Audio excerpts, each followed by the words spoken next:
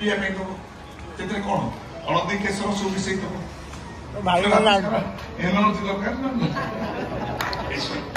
ତମେ ଦୁର୍ବଳ ଅଛ ସେ କ୍ଷୀର ତମେ ପିଇବ ଆଉ ସେ ଯୋଉ ପୋଡା ନଡିଆ ସେ ନଡିଆକୁ ତମେ ଖାଇବ ମୁଁ ଖାଇବି ମୁଁ ପିଇବି ଆଉ ତମେ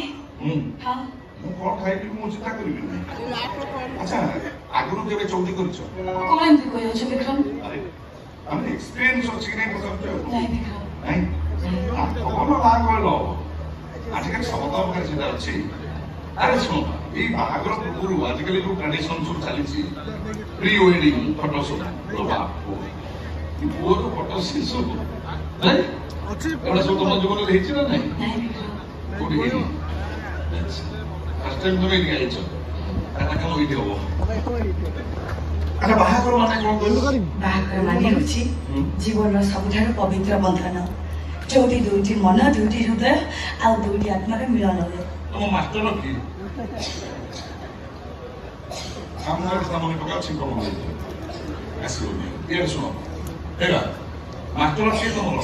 ମଲା ତ ଏଇଟା ଖାଲି କାଶିଲା କରୋନା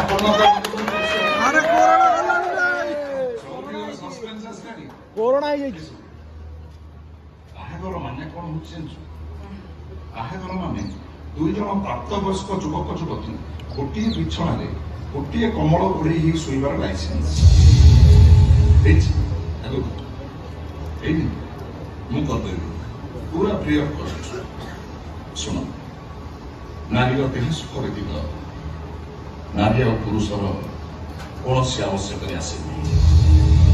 ଆଉ ଏଇ ଯୋଉ ସବୁ ଭଲ ପାଇବା ଧର୍ମ ଗେଲୁ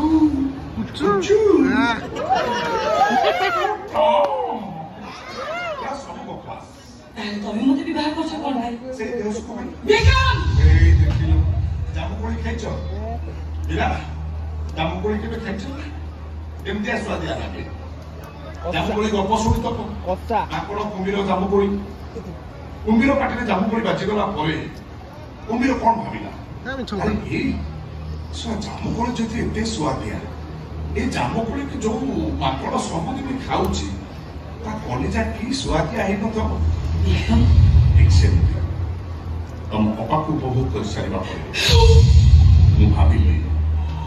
ଶଳା ବଡ ତ ଏତେ ସୁଖ ଦେଲା ସାନ କଣ ଶାନ୍ତି ନ ଦବ ସେଇଥିପାଇଁ ଅପା କଥାରେ ମୁଁ ତତେ ବାହାଇଲି ତାହେଲେ ମତେ ଉପଭୋଗ କରିବା ପାଇଁ ଟିକେ ଦେଇଛ ହିସାବରେ ନୁହଁ ବାହାଘର ବେଦି ମନ୍ତ୍ର ପାଠାଉ ଏସବୁ କଣ ବହୁଥିଲା ଆମର ଗଲୁ ତ ଆସି ମୁଁ ଏବେ ଉଠୁ ଆମ ଘରକୁ ଚାଲିଯିବି ପଳଉଛୁ କୁଆଡେ ଏଇଠି ରହିଥା ଏଇ ଆଗ ମିଳନ ହବ ଝାରପଡ଼ାରେ ବାପା ହିନ୍ଦୁ ମୁସଲିମ ଭାଇ ଭାଇ ପୁରା ଘାଣ୍ଟି ଦେବେ ମେଲଣ 15 ଦିନ ମେଲଣ ଚାଲିବ ସେ ମେଲଣ ଟିକେ ଦେଖିବୁ ତାପରେ ତ ଘରକୁ ଯିବୁ ନା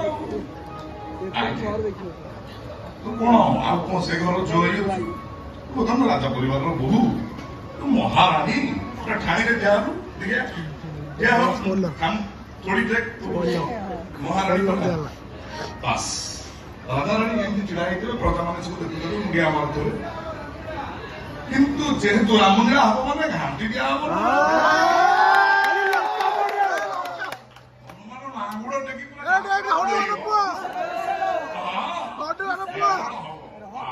ରାମଲୀଳା ଘାଣ୍ଟା ହବ ଶୁଣୁ ଆଜି ଯୋଉ ଚଉଠି ହବ କିନ୍ତୁ ରାଜକୀୟ ଷ୍ଟାଇଲରେ ହବ ମୁଁ ରାଜା ନା ପୁରା ଝାରପଡ଼ାକୁ କହୁଛି ମୁଁ ରାଜା ମୁଁ ଖଣ୍ଡଗିରି ରାଜା ଉଦୟଗିରି ରାଣୀ କୋଉ ଷ୍ଟାଇଲରେ ହବ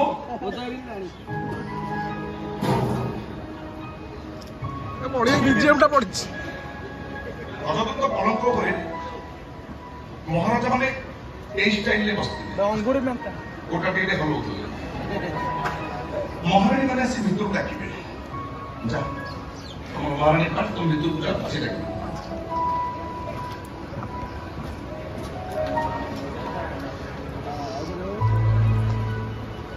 স্টার্ট ইটে গে এইটি শুভজি না এসোনি আলা ଆସ ଭିତରକୁ ଯିବା। ଏଇଠି ହେଲେ କଣ ଅସୁବିଧା?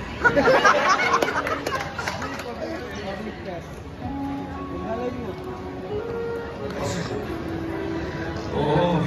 ଫ୍ରେଣ୍ଡ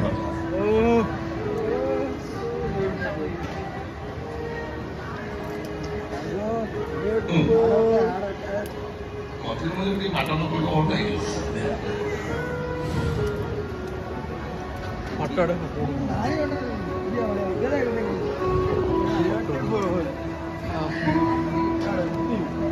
ମହାରାଜାମାନେ ସୁରାପାନ କଲା ପରେ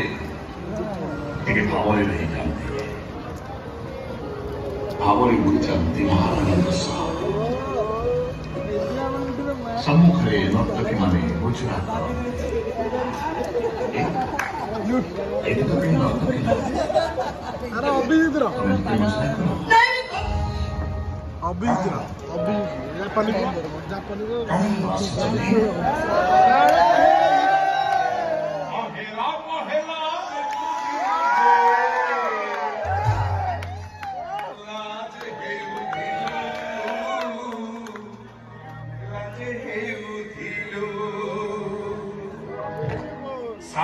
ସାଥୀ ଭିଳେ ଚହରା ଦେଇକି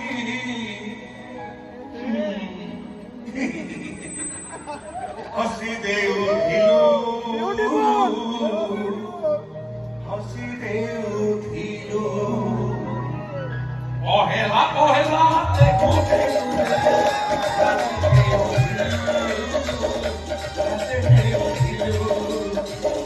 ସାଥୀ ଭିଳେ ଚହରା ଦେଇକି ହସି ଦେଉଥିଲୁ, ହସି ଦେଉଥିଲୁ।